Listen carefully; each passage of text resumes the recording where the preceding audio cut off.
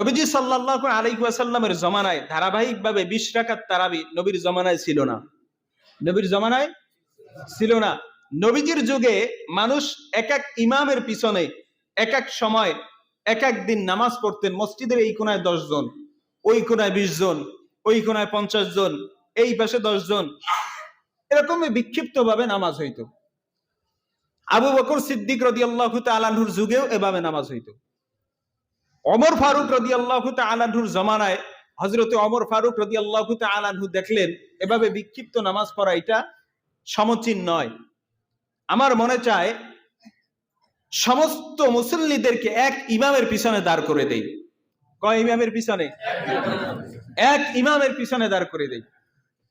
তদানীন্তন সময় সবচেয়ে ভালো কারি ছিলেন উবাই ইবনে কাব রাদিয়াল্লাহু তাআলা আনহু। হযরতে ওমর ফারুক রাদিয়াল্লাহু তাআলা আনহু তাকে ইমাম বানাইয়া সমস্ত মুসল্লিদেরকে এই ইমামের পিছনে দাঁড় করায় দিলেন এবং বললেন আজকে থেকে তারাবি হবে 20 রাকাত। কত রাকাত? 20 রাকাত। বুঝে থাকলে বলুন তো, তারাবির নামাজ রাসূল আকরাম সাল্লাল্লাহু আলাইহি ওয়াসাল্লামের জমানায় 20 রাকাত এক ইমামের পিছনে ছিল নাকি বিক্ষিপ্তভাবে ছিল? বিক্ষিপ্তভাবে ছিল। ধারাবাহিকভাবে 20 রাকাত তারাবির নামাজ এক ইমামের পিছনে শুরু হয়েছে কার জমানায়? জোরে বলেন। হযরত ওমর ফারুক রাদিয়াল্লাহু তাআলা আনহুর জমানায়। এখন এখানে একটা প্রশ্ন হতে পারে, নবীর জমানারটা নবীরটা মানবো না, তাহলে ওমর রাদিয়াল্লাহু তাআলা আনহুর জমানারটা মানবো কেন? কেন মানবো? এর জবাব হলো আল্লাহ নবী সাহাবীদেরকে মানার জন্য বলছেন। আল্লাহর নবীজি সাহাবীদেরকে মানার জন্য বলছেন। খোলাফায়ে রাশিদিন অর্থাৎ 4 খলিফা, এদেরকে মানার জন্য বলছেন কে? জোরে বলেন।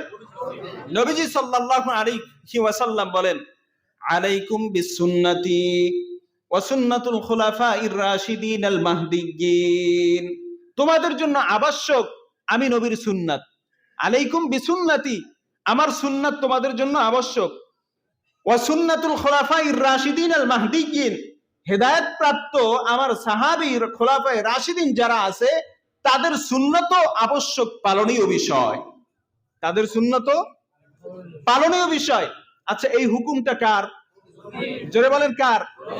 তাহলে ওমর রাদিয়াল্লাহু তাআলা আনহু সহ 4 খলিফা আবু বকর, ওমর, ওসমান, আলী, এদেরকে মানা মানি হলো নবীকে মানা। ঠিক কিনা বলেন? এদেরকে মানা মানি কি? নবীকে মানা। আর এদেরকে মানা না মানা মানি হলো নবীর কথাকে অ্যাবাউট করা, নবীর কথাকে অস্বীকার করা, নবীর কথাকে না মানা।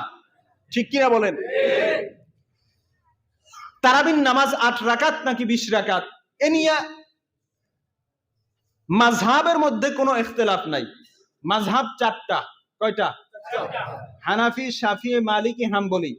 4 মাযহাবের সমস্ত ইমামগণ ঐক্যমত তারাবির নামাজ 20 রাকাত। কত রাকাত? 20 রাকাত। তথাকথিত লা মাযহাবি আহলে হাদিস এরা বলে তারাবির নামাজ 8 রাকাত। কয় রাকাত? 8 রাকাত। রাসূল আকরাম সাল্লাল্লাহু আলাইহি ওয়াসাল্লামের আমল সবচেয়ে বেশি দেখছেন সাহাবা আজমাইন। ঠিক কিনা বলেন? সাহাবা আজমাইন সবসময় নবীজি সাল্লাল্লাহু আলাইহি ওয়াসাল্লামের কাছে ছিলেন।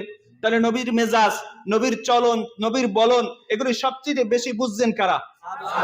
1400 বছর পরে এসে আমি বেশি বুঝছি নাকি সাহাবীরা নবীর কাছে ছিলেন, থাকছেন, খাইছেন, ঘুমাইছেন, সফরে ছিলেন, বাড়িতে ছিলেন, সব সময় সাহাবা আজমাইন নবীর পাশে ছিলেন? তাহলে নবীর মেজাজ, নবীর তবিআত সবচেয়ে বেশি বুঝছে সাহাবীরা না বর্তমানে আমরা যারা আছি তারা?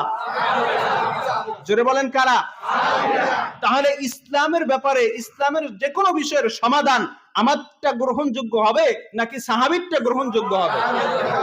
এই কথায় কারো কোনো ইশকাল আছে? দ্বিমত আছে? নাই, সবাই একমত যে সাহাবীরটা বেশি গ্রহণযোগ্য। ঠিক কিনা?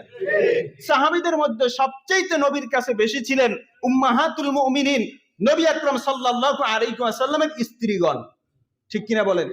সাহাবীরা তো সবসময় একদম নবীর কাছে থাকতে পারেন নাই। যখন বাসায় ছিলেন, স্ত্রীদেরকে সময় দিয়েছেন, তখন তো আম্মাজানরাই নবীর আমল দেখছেন। ঠিক কিনা বলেন?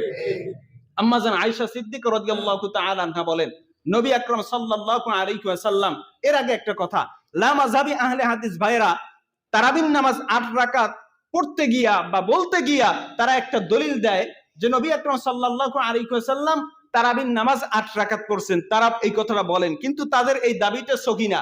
হুজুর আকরাম সাল্লাল্লাহু আলাইহি ওয়াসাল্লামের স্ত্রী আম্মা জান আয়েশা সিদ্দিকা রাদিয়াল্লাহু তাআলা আনহা বলেন, নবী আকরাম সাল্লাল্লাহু আলাইহি ওয়াসাল্লাম রমজানে এবং রমজানের বাহিরে, এই কথাটা আমার সাথে বলেন, রমজানে এবং রমজানের আবার নবী আকরাম সাল্লাল্লাহু আলাইহি ওয়াসাল্লাম রমজানে এবং রমজানের বাহিরে 8 রাকাত রাতের নামাজ পড়তেন। তারাবি শব্দ হাদিসের মধ্যে নাই, হাদিসের মধ্যে আছে রাতের নামাজ, কিয়ামুল লাইল, রাতের নামাজ। তো আম্মা জান আয়েশা সিদ্দিকা রাদিয়াল্লাহু তাআলা আনহা বলেন, নবী আকরাম সাল্লাল্লাহু আলাইহি ওয়াসাল্লাম রাতের নামাজ রমজানে এবং রমজানের বাহিরে 8 রাকাতের বেশি পড়তেন না, 8 রাকাতের বেশি পড়তেন না।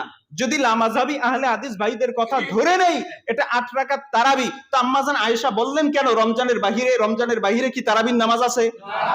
জোরে বলেন, রমজানের বাহিরে তো তারাবির নামাজ নাই। সুতরাং এর দ্বারা পরিষ্কার হয়ে যায় 8 রাকাত তারাবির নামাজ না, 8 রাকাত ছিল নবী আকরাম সাল্লাল্লাহু আলাইহি ওয়াসাল্লামের রাতের নামাজ তথা তাহাজ্জুদের নামাজ। কিসের নামাজ? এর সাথে নবী সাল্লাল্লাহু আলাইহি ওয়াসাল্লাম 3 রাকাত বেতের পড়তেন, 8 আর 3 যোগ হলে 11 রাকাত। এই 11 রাকাতের বেশি পড়তেন না রমজানের বাহিরে।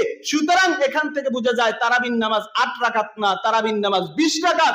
এবং সমস্ত ইমামগণ এই কথার উপরে একমত পোষণ করেছেন, সমস্ত খোলাফায়ে রাশিদিন, আইম্মায়ে মুজতাহিদিন, উলামায়ে আহলে হক, উলামায়ে দেওবন্দি সবাই এই কথার মধ্যে একমত পোষণ করেছেন তারাবির নামাজ 20 রাকাত। 8 রাকাত পড়া ভ্রান্তবাদ। তবে কেউ যদি কোনো অসুস্থতার কারণে, ওযরের কারণে মুসাফির অবস্থায় আছে, সে 8 রাকাত পড়ে চলে যাবে, সেটা ভিন্ন কথা।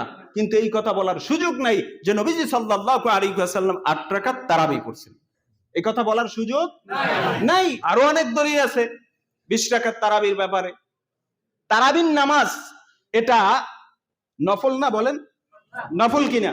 আরে নফলই তো, ফরজ তো না। নফল, সুন্নাত নফল একই জিনিস। শরীয়তের ভাষায় নফল সুন্নাত একই জিনিস, ফুকাহা ইকরাম একই ভাবে বলে, ফরজ না, বাকি নফল বা সুন্নাত। তো নফল নামাজের কোনো নির্ধারিত রাকাত সংখ্যা আছে? নফল তো যে যত বেশি পড়তে পারে, ঠিক কিনা বলেন? তাহলে নফল নামাজ, আর প্রত্যেক মানুষের আমল নামায় কিছু নফল ইবাদত থাকা দরকার। আল্লাহ তাআলা কিয়ামতের ময়দানে যখন দেখবেন বান্দার ফরজ ইবাদতের মধ্যে ঘাটতি আছে, আল্লাহ তাআলা দেখবেন বান্দার আমল নামায় কোনো নফল আছে কিনা। হ্যাঁ, হাদিসের মধ্যে স্পষ্ট আছে, আল্লাহ দেখবেন নফল আছে কিনা, যাতে করে এই নফল দিয়ে বান্দার ফরজের ঘাটতি পূরণ করা যায়। সুবহানাল্লাহ। এজন্য আমরা যারা 20 রাকাত করি, আমরা লাভ প্রজেক্টে আছি, লস প্রজেক্টে নাই, ঠিক কিনা বলেন? লাভ প্রজেক্টে আছি, লস প্রজেক্টে নাই। আর 20 রাকাত, কেউ বলে 20 রাকাত, কেউ বলে 8 রাকাত, কেউ বলে 12 রাকাত, কেউ বলে তারাবি না পড়লেও হয়, কেউ বলে তারাবি না পড়লেও হয়, এটা পড়া লাগে না। এটা হলো মতানৈক্য, এটা হলো ইখতিলাফ। বুঝছেন তো? ইখতিলাফ কাকে বলে, মতানৈক্য কাকে বলে? এক একজনের এক এক মত। আচ্ছা, আপনার বাড়ি শরীকল, আপনি মনে করেন জীবনেও বাটাজোর যান নাই, ধরে নেন আপনি জীবনেও বাটাজোর যান নাই, শরীকল বাজারে আসছেন, আইসা জিজ্ঞেস করতেছেন, আমার কাছে জিজ্ঞেস করলেন, হুজুর আমি তো বাটাজোর যাইতে চাই, এখান থেকে বাটাজোর ভাড়া কয় টাকা? আমি বললাম ভাই 20 টাকা। কয় টাকা? 20 টাকা। আরেকজনের কাছে জিজ্ঞেস করলেন যে ভাই আমি একটু বাটাজোর যেতে চাই, বাটাজোর 20 টাকা। সে বলে 8 টাকা। কয় টাকা? আমি বললাম কয় টাকা? 20 টাকা। সে বলল কয় টাকা? 8 টাকা। আপনি যদি বুদ্ধিমান হন, পকেটে কয় টাকা নিয়ে বের হবেন? 20 টাকা। জোরে বলেন। 20 টাকা। কথাটা বুঝেন নাই। আপনি যদি বুদ্ধিমান হন, তাহলে আপনি কয় টাকা নিয়ে বের হবেন? 20 টাকা নিয়ে বের হবেন। কারণ একজনে বলছে 20 টাকা, আর একজনে বলছে 8 টাকা। যদি 8 টাকা ওয়ালার কথা সত্য হয়, তাহলে বাকি 12 টাকা আমার পকেটে থাকবে। আর যদি 20 টাকা ভাড়া হয়, তাহলে বাকি 8 টাকা আমি কই পাবো? বাকি 12 টাকা আমি কই পাবো? তখন ওখানে বাইন্ধে রাখবে না মানুষে, ঠিক কিনা বলেন? এজন্য তারাবির নামাজ আমরা যারা 20 রাকাত পড়ি, আবার যারা 8 রাকাত পড়ি, কিয়ামতের ময়দানে যদি আল্লাহ তাআলা বলে তারাবির নামাজ 8 রাকাত পড়ছো, সবাই জান্নাতে চলে যাও, তাইলে তো আপনিও পার পেয়ে গেলেন, আমিও পার পেয়ে গেলাম। কারণ আমার 20 রাকাতের মধ্যে 8 রাকাত আছে, ঠিক কিনা বলেন? আল্লাহ যদি বলেন তারাবির নামাজ 8 রাকাত যারা পড়ছো সবাই বিনা হিসাবে জান্নাতে চলে যাও, তাইলে আমিও পার, আপনিও পার। কিন্তু আল্লাহ তাআলা যদি বলেন তারাবির নামাজ যারা 20 রাকাত পড়ছো তারা জান্নাতে চলে যাও, বাকিদের সাথে আমার একটু মুআমালা আছে, আমার সাথে একটু কথা আছে, তখন আমি তো পার পাইয়ে গেলাম, তখন আপনার কি অবস্থা? আপনার অ্যাকাউন্টে তো বাকি 12 রাকাত নাই।